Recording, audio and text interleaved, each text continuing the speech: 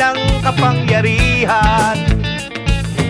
Ano'y tataguyod na walang kahampingan. Salita'y aming sandata para sa layunin kay Jesus ipagsakdal at pigilan. Atin nang pigilan, wakasan ng pakikialam ng Jesus na yan na isang hulaan.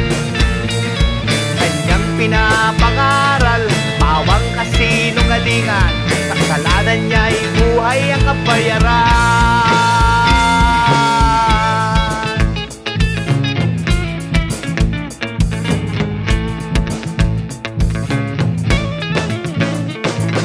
Ako'y tahimik lang, ngunit puso ko'y nagliliyab.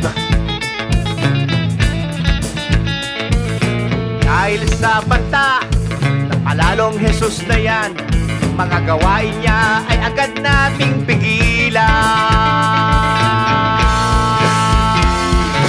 Atin nang pigilan, wakasan ng pakikialam ng Jesus na yan na isang hulaan.